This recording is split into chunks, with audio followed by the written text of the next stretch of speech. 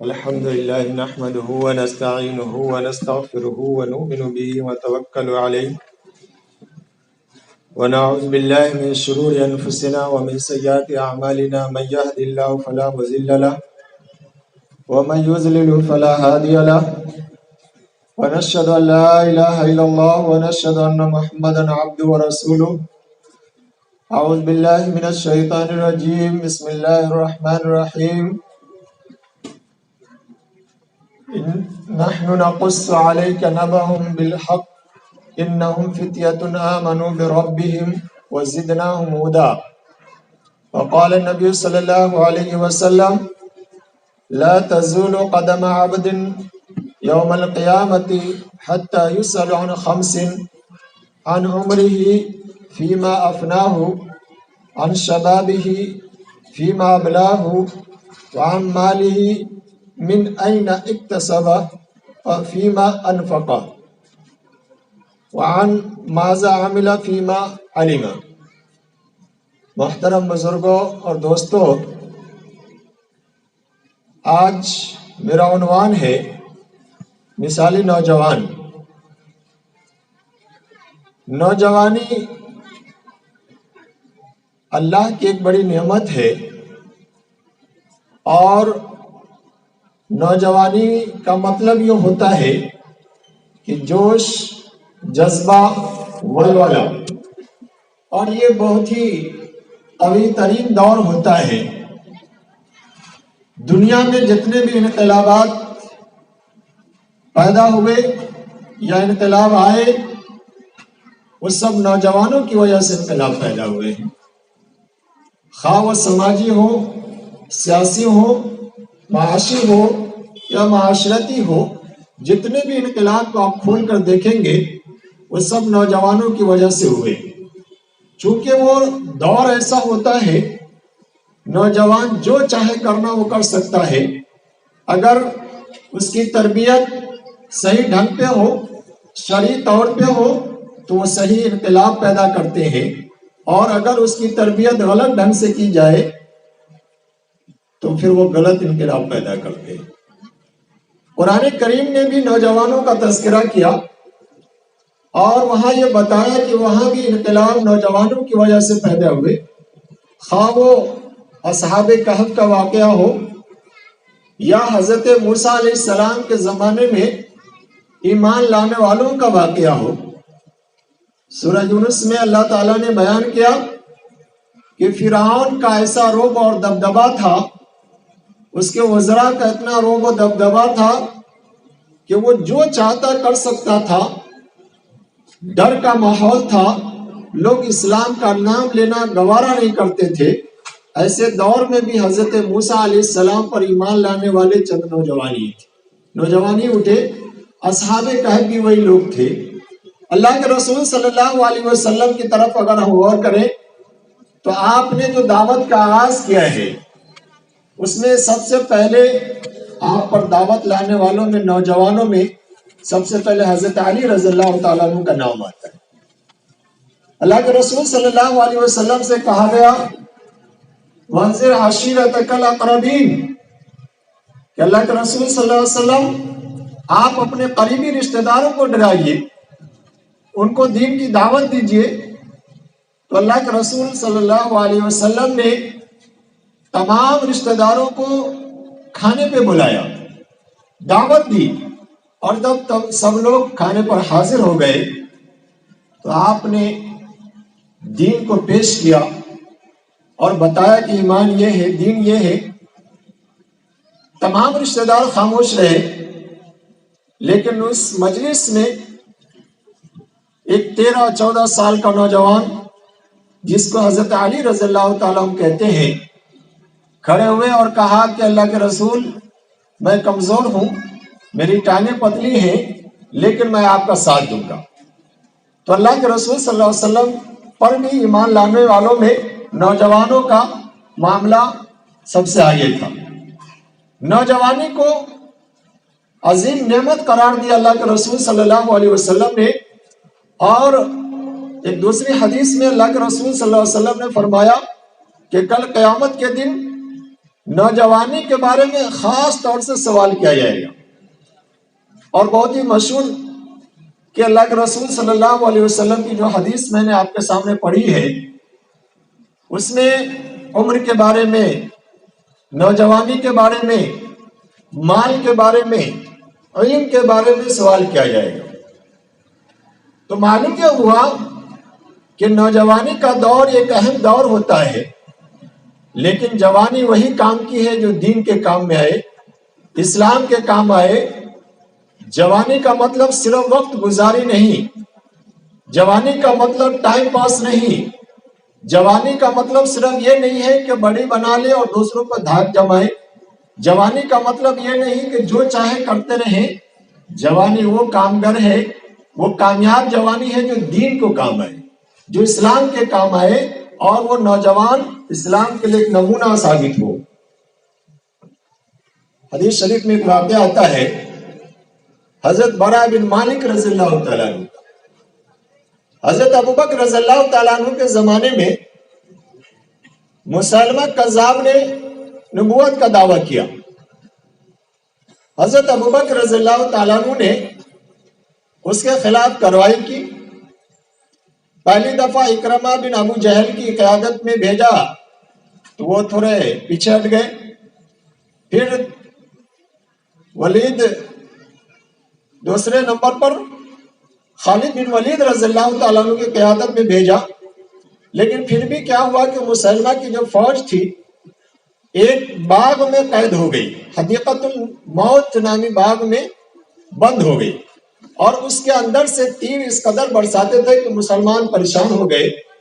اسی درمیان ایک ہلکے پھلکے پتلے دبلے 18 سال کی عمر حضرت برا بن مالک رضی اللہ تعالیٰ عنہ کھڑے ہوئے اور کہا کہ لوگوں، یہ ایسے ماننے والے نہیں ہیں، ہمیں اپنے نیزوں پر، اپنے تیروں پر چڑھا کر اس باغ کے اندر ڈال دو، یا تو میں دروازہ کھول دوں گا یا میں شہید ہو جاؤں گا۔ لوگوں نے ان کو نیزے اور تیر پر چڑھا کر باغ کے اندر ڈال دیا۔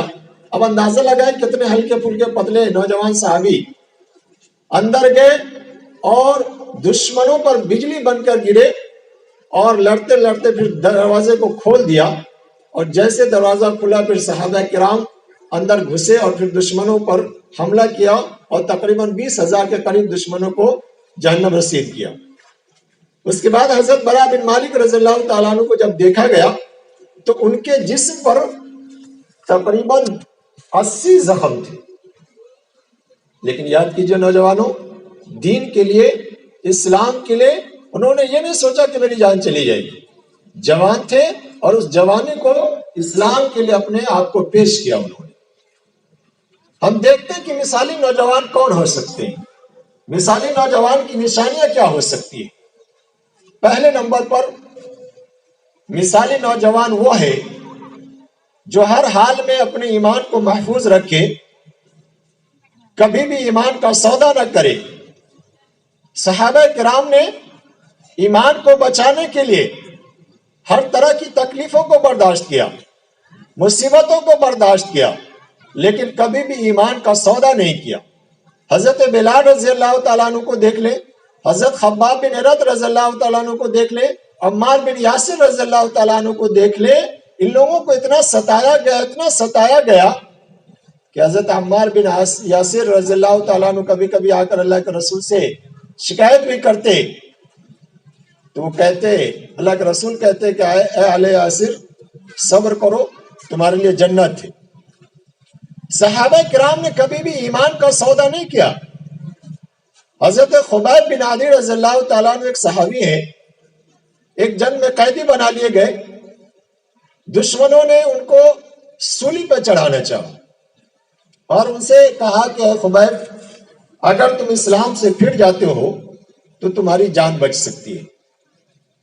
حضرت خبیب بن عدی رضی اللہ تعالیٰ عنہ نے کہا کہ اگر اسلام کی دولت ہی باقی نہ رہے تو میں زندہ رہ کے کیا کروں گا۔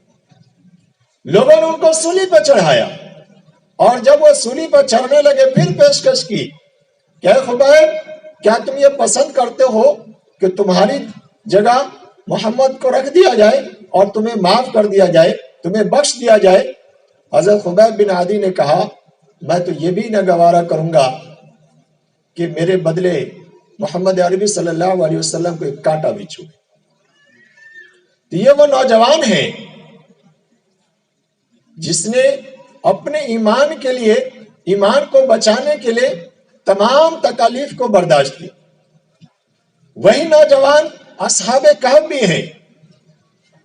جیسے میں نے قرآن کی آیت پڑھی، اللہ تعالیٰ نے کہا وہ چند نوجوان تھے جنہوں نے اپنے رب پر ایمان لائے، اور وہ دور ایسا تھا، عیسائیت کا دور تھا، بادشاہ بھی عیسائی تھا، اور ہر طرف اسلام بیزار لوگ نظر آ رہے تھے۔ ایسے وقت میں اللہ تعالیٰ نے چند نوجوانوں کو ہدایت دی، کمر بستہ ہوئے اور اسلام پر جمے رہے، اور انہوں نے دعا بھی کی کہ اللہ اے آسمان و زمین کے رب ہماری مدد فرما، اور ساتھ ساتھ انہوں نے کھلم کھلا اعلان کیا کہ ہمارا رب وہی ہے جس نے آسمان و زمین کو پیدا کیا، ہم اس کو چھوڑ کر دوسرے کو نہیں پکارتے۔ اس کے بعد وہاں سے نکل گئے، اور نکلنے کے بعد ایک غار میں جا کے چھپ گئے، اور ایسے چھپے اللہ تعالیٰ نے ان پر نیند مسلط کیا، اور تقریباً 309 سال تک وہ سوتے رہے، پھر بیدار ہوئے۔ پورے لمبا واقعہ اصحاب کہف کا بیان کیا جاتا ہے۔ تو یہ اصحاب کہف کون تھے؟ یہ نوجوان ہی تھے جنہوں نے اپنے ایمان کی حفاظت کی، اسلام کی حفاظت کے لیے اپنے گھر کو چھوڑ دیا، اپنے رشتہ داروں کو چھوڑ دیا، اپنے دوست احباب کو چھوڑ دیا، لیکن ایمان کو چھوڑنا گوارا نہیں کیا، ایمان پر ثابت قدم رہے۔ آج جس طرح کے حالات چل رہے ہیں، جس دور سے ہم گزر رہے ہیں، کوشش یہ کی جا رہی ہے کہ اسلام پہ مسلمان قائم نہ رہے۔ مسلمان تو رہے، صرف نام کے مسلمان رہیں، اور نوجوانوں کو بہکانے کے لیے، نوجوانوں کو بھٹکانے کے لیے طرح طرح کے ہتھ کنڈے اپنائے جاتے ہیں۔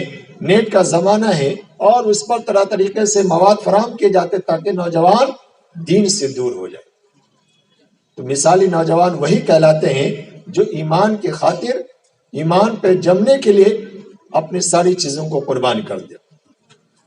دوسرے نمبر پر دیکھیں، مثالی نوجوان وہ نوجوان ہے جس کی جوانی اللہ کی عبادت میں گزرے، جو عابد ہو، اللہ کی عبادت کرتا ہو۔ اللہ کے رسول صلی اللہ علیہ وسلم نے فرمایا کہ کل قیامت کے دن جب کوئی سایہ نہ ہوگا عرش کے سائے کے علاوہ، وہاں 7 لوگوں کو اللہ تعالیٰ، 7 قسم کے لوگوں کو اپنے عرش کے نیچے جگہ دے گا۔ سبعۃ یظلھم اللہ فی ظلہ یوم لا ظل الا ظلہ، الامام العادل والشاب نشأ فی عبادت اللہ۔ اللہ کے رسول نے فرمایا کہ اس دن نفس نفسی کا عالم ہوگا، کہیں کوئی سایہ نہیں ہوگا۔ ایسے وقت میں عرش کے نیچے اللہ تعالیٰ 7 قسم کے لوگوں کو جگہ دے گا، اس میں دوسرے نمبر پر وہ نوجوان ہوگا جس کی جوانی اللہ کی عبادت میں گزری۔ ایک بڑا مقام ہے۔ اس دن سائے کے لیے لوگ ترس رہے ہوں گے، لیکن عبادت گزار نوجوانوں کو اللہ تعالیٰ وہاں عرش کے نیچے اپنے جگہ دے گا۔ عبادت کے بغیر کوئی چیز مقبول نہیں ہے۔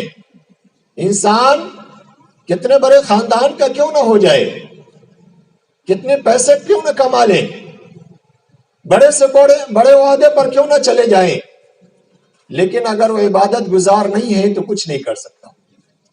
حدیث شریف میں حضرت ربیعہ بن کعب رضی اللہ تعالیٰ عنہ کا واقعہ آتا ہے۔ اللہ کے رسول صلی اللہ علیہ وسلم کے خادم تھے، ہر وقت اللہ کے رسول صلی اللہ علیہ وسلم کے پاس رہتے۔ ایک دن اللہ کے رسول صلی اللہ علیہ وسلم نے کہا کہ ربیعہ، جو مانگنا چاہتے ہو مانگو، میں تمہیں عطا کر دوں گا۔ حضرت ربیعہ بن کعب نے کہا کہ اللہ کے رسول، میں کل بتاؤں گا۔ حضرت ربیعہ بن کعب کہتے ہیں کہ میں گھر آیا، ذہن میں آیا کہ اللہ کے رسول سے کہوں کہ میں تنگ دست ہوں، میری خوشحالی کے لیے دعا کر دیجئے۔ کبھی ذہن میں آتا کہ میں شادی شدہ نہیں ہوں، اللہ کے رسول سے کہوں کہ اللہ کے رسول میری شادی کے لیے دعا کروا دیجئے۔ کبھی ذہن میں آتا کہ رزق کی تنگی ہے، اس کے لیے دعا کراؤں۔ پھر حضرت ربیہ کہتے ہیں کہ پھر ذہن میں آیا کہ یہ ساری چیزیں تو فانی ہیں، یہ سب چیز مانگ کے کیا فائدہ، رزق کا معاملہ تو اللہ کے ہاتھ میں، وہ تو دینے ہی والا ہے۔ کل ہو کر حضرت ربیہ بن کعب جب وہاں آئے، اللہ کے رسول نے پوچھا کہ ربیہ تو نے کیا سوچا ہے؟ حضرت ربیہ بن کعب نے کہا کہ اللہ کے رسول میں جنت میں آپ کے ساتھ رہنا چاہتا ہوں۔ اللہ کے رسول نے کہا کہ ربیہ کس نے سمجھایا، یہ کس نے ایسا جملہ تمہیں کہا؟ حضرت ربیہ بن کعب نے کہا کہ اللہ کے رسول کسی نے نہیں کہا، بس میری خواہش ہے کہ میں جنت میں آپ کے ساتھ رہوں۔ اللہ کے رسول صلی اللہ علیہ وسلم نے کہا کہ ٹھیک ہے، لیکن کثرت سجود سے میری مدد کرو۔ یہ جملہ اللہ کے رسول نے فرمایا، یہ نہیں کہا کہ بس ٹھیک ہے تم میرے خادم ہو، تم جنت میں چلے جاؤ گے۔ تم نے کہا، میں نے کہہ دیا تم جنت میں چلے جاؤ گے۔ اللہ کے رسول نے کہا کہ کثرت سجود یعنی عبادت کثرت سے کرو، پھر تم میرے ساتھ جنت میں آ سکتے ہو۔ تو معلوم ہوا کہ نوجوان صرف یہ بھروسہ کر کے نہ بیٹھ جائے کہ میں کسی کا عقیدت مند ہو جاؤں یا کسی نے مجھے کہہ دیا ہے تو میں جنت میں چلا جاؤں گا۔ عبادت ضروری ہے، مثالی نوجوان بننا ہے تو عبادت گزار بھی ہونا چاہیے۔ تیسرے نمبر پر مثالی نوجوان وہ ہے جو بے حیائی اور برائیوں سے دور رہے۔ برائیوں کے سارے دروازے کھلے ہوئے ہیں، اور نوجوانی کا دور ایسا دور ہوتا ہے جہاں انسان آسانی سے پھسل سکتا ہے، برائی کی طرف آمادہ ہو سکتا ہے۔ اور میں نے جو حدیث پڑھی ہے، سبعۃ یظلھم اللہ فی ظلہ یوم لا ظل الا ظلہ، الامام العادل والشاب النشأ فی عبادۃ اللہ ورجل قلبہ معلق فی المساجد ورجلان تحابا فی اللہ اجتمعا علیہ وتفرقا علیہ ورجل دعته امرأة منصب وجمال فقال انی اخاف اللہ۔ اس میں اللہ کے رسول نے فرمایا کہ 7 لوگوں میں ایک وہ نوجوان بھی ہوگا، وہ انسان بھی ہوگا جس کو منصب والی، خوبصورت عہدے والی، پیسے والی عورت نے برائی کی دعوت دی ہو، اور وہ نوجوان کہتا ہے انی اخاف اللہ، میں اللہ سے ڈرتا ہوں، برائیوں سے بچ گیا، وہ مثالی نوجوان ہے۔ قرآن کریم نے مثالی نوجوان میں حضرت یوسف علیہ السلام کا واقعہ بیان کیا، اور آپ کو معلوم ہے کہ حضرت یوسف علیہ السلام اتنے خوبصورت تھے کہ جب آپ قرآن پڑھیں ترجمے کے ساتھ، عزیز مصر کی بیوی نے جب ان کو رجھانا چاہا، برائی پر آمادہ کرنا چاہا، گھر کے اندر بند کر دیا، وہاں کوئی رکاوٹ نہیں تھی، اور خوبصورت بھی اتنے کہ جب اس پر الزام لگانے والی عورتوں کو جمع کیا گیا اور ایک ہاتھ میں ایک پھل جو بھی رہا سیب وغیرہ دے کر کے چاقو دیا گیا، اور پھر وہ قرآن بیان کرتا ہے کہ جب باہر نکلنے کو کہا گیا حضرت یوسف علیہ السلام کو، تو عورتوں نے ان کو دیکھا تو دیکھ کر اپنے اپنی انگلیوں کو کاٹ لیا، ہاتھوں کو کاٹ لیا۔ اتنے خوبصورت نوجوان، عزیز مصر کی بیوی نے یعنی بادشاہ وقت کی بیوی نے برائی کی طرف ان کو بلایا، اور اسی کے گھر میں رہتے بھی تھے، لیکن حضرت یوسف علیہ السلام نے کہا معاذ اللہ، میں اللہ کی پناہ چاہتا ہوں۔ برائی کے سارے اسباب مہیا تھے، آسانیاں تھی، لیکن بچایا کس نے؟ صرف اللہ کے ڈر اور خوف نے بچایا۔ تو نوجوانی وہی کام کی ہے جو بے حیائی اور برائیوں سے دور ہو۔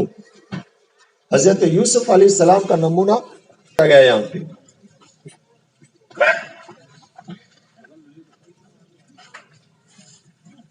حدیث شریف میں ایک واقعہ اور آتا ہے، حضرت ایک تابعی کا واقعہ بیان کیا جاتا ہے۔ سلمان بن یسار مشہور تابعی ہیں، ان کا واقعہ لکھا ہے کہ ایک جگہ سفر میں تھے اور کہیں پڑاؤ ڈالا ان کے ساتھ میں جو لوگ تھے وہ سامان وغیرہ لینے چلے گئے، یہ وہیں بیٹھے ہوئے تھے۔ اتنے میں ایک عورت آئی اور اشارہ کیا اس نے، تو انہوں نے سمجھا کہ کچھ کھانے پینے کی چیز مانگ رہی ہے، انہوں نے اٹھا کر اس عورت کو دے دیا، لیکن اس عورت نے کہا مجھے یہ نہیں چاہیے۔ تو انہوں نے پوچھا کہ کیا چاہیے؟ تو اس عورت نے کہا کہ مجھے وہ چاہیے جو ایک عورت کو ایک مرد سے چاہیے ہوتا ہے۔ حضرت سلمان بن یسار رونے لگے اور پھر اس عورت کو سمجھایا، بہت سمجھا، پھر سمجھانے کے بعد وہ عورت وہاں سے چلی گئی۔ اتنے میں ان کا ساتھی آیا، وہ بھی دیکھ رہا ہے کہ رو رہے ہیں۔ لوگوں نے پوچھا کہ کیا ہوا؟ تو انہوں نے کہا کہ ایک عورت آئی تھی اور مجھے میرے ایمان سے پھیرنا چاہ رہی تھی، برائی کی طرف آمادہ کرنا چاہ رہی تھی۔ اور اسی جگہ لکھا ہے کہ رات میں انہوں نے حضرت یوسف علیہ السلام کو خواب میں دیکھا، تو حضرت یوسف علیہ السلام سے کہا کہ آپ نے تو بڑا کمال کر دیا۔ تو حضرت یوسف علیہ السلام نے اسے کہا کہ اس سے بڑا کمال تو نے کر دیا، میں تو وہاں گھر میں رہتا تھا، مجھے اللہ نے بچایا، اور تم تو کھلے عام راستے پہ تھے، پھر بھی تم برائی سے بچ گئے۔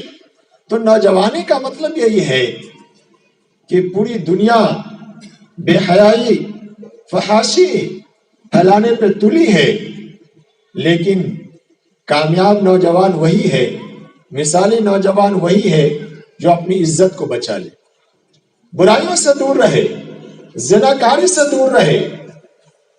اور جب زنا کا خیال آئے تو اس صحابی کا واقعہ ذہن میں لائے کہ اللہ کے رسول صلی اللہ علیہ وسلم کے پاس ایک صحابی آئے اور انہوں نے کہا کہ اللہ کے رسول، میرا جی چاہتا ہے کہ میں زنا کروں۔ زنا کے بارے میں اللہ کے رسول صلی اللہ علیہ وسلم سے پوچھ رہے ہیں۔ اب وہ دوسرا ہوتا تو اس کو برا بھلا کہتا، کیا سوچ رہے ہو، گالی دیتے، بہت ساری باتیں بولتے۔ اللہ کے رسول صلی اللہ علیہ وسلم نے اس نوجوان کو نفسیاتی طور پر سمجھایا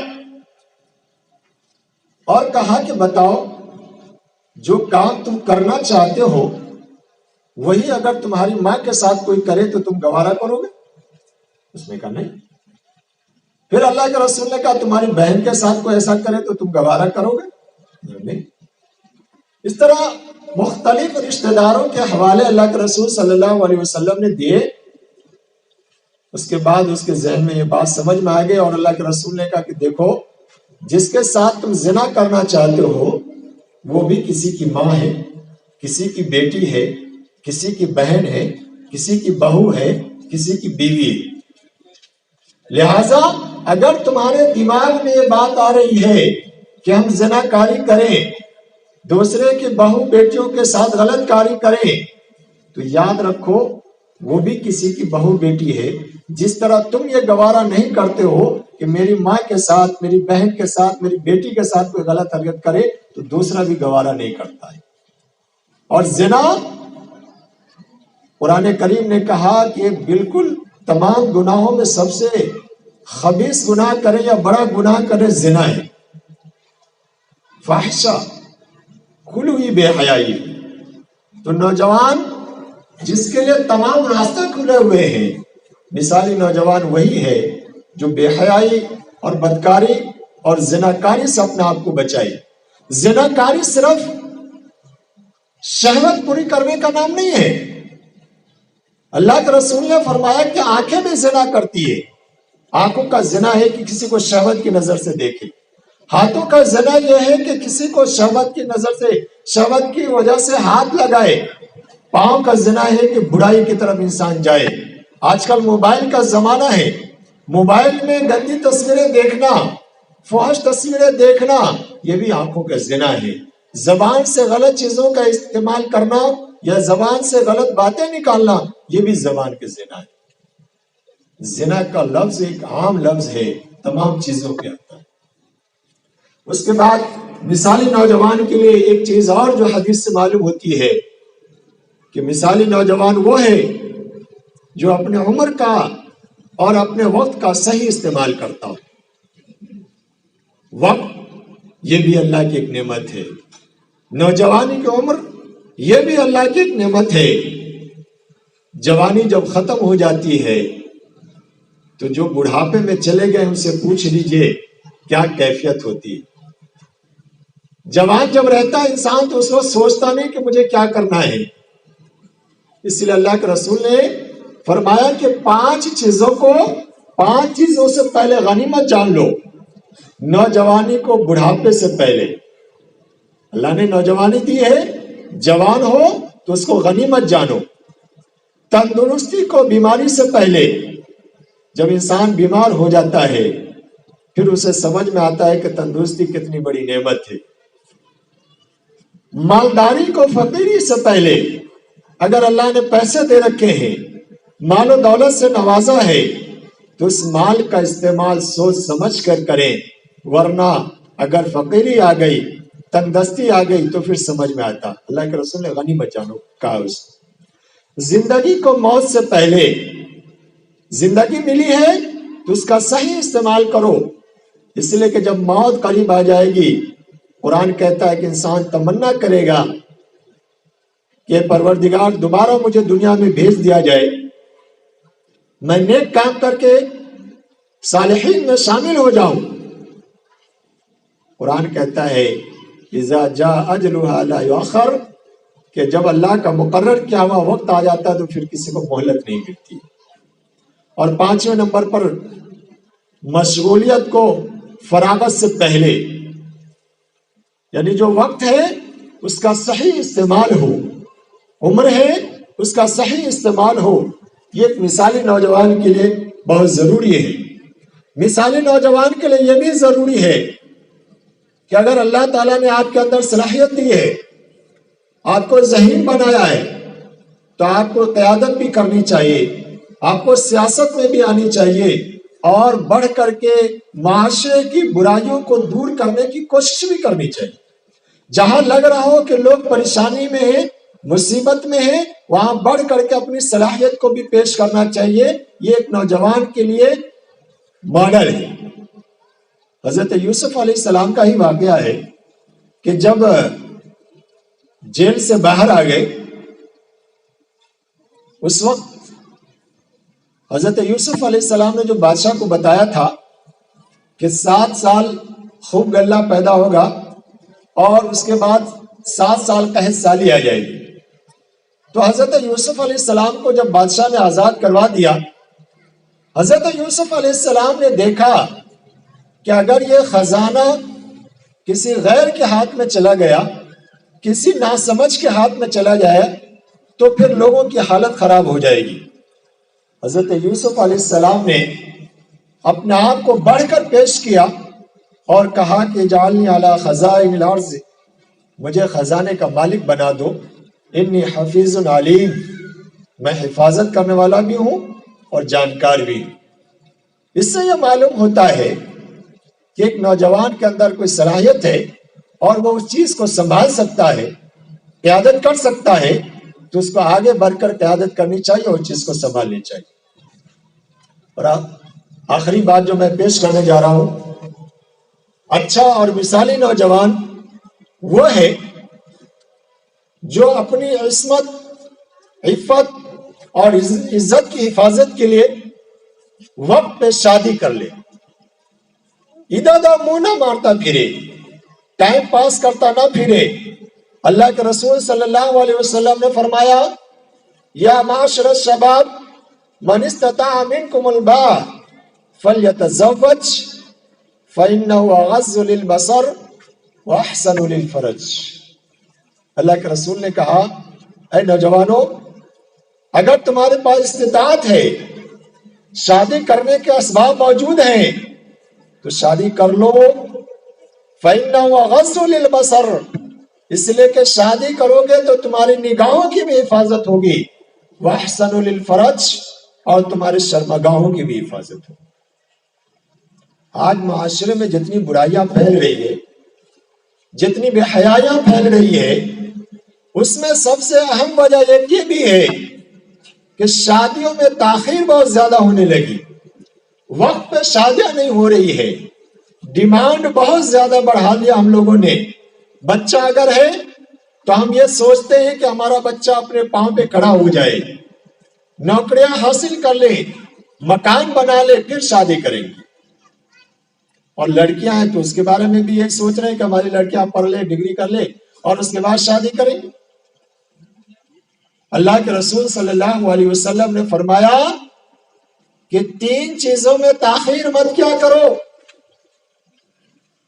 جنازہ جب حاضر ہو جائے، نماز کا جب وقت ہو جائے، اور جوان بچے اگر تمہارے سامنے ہیں، تمہارا بچہ یا تمہاری بچی بالغ ہو جائے اور مناسب رشتہ مل جائے تو تاخیر مت کیا کرو، فوراً اس کی شادی کر دیا کرو۔ تو شادیوں میں تاخیر نہیں ہونی چاہیے، اور جتنی جلدی یہ نوجوان شادی کریں، شرعی اعتبار سے شادی کریں، بیجا رسومات سے اپنے آپ کو بچائیں، لغویات سے بچائیں اور سنت کے مطابق شادی کریں، تو انشاءاللہ ہمارا معاشرہ ایک مثالی معاشرہ ہوگا، ہمارے نوجوان ایک مثالی نوجوان کہلائیں گے، اور اس سے معاشرہ برائیوں سے بھی، زناکاریوں اور بدکاریوں سے بھی محفوظ رہے گا۔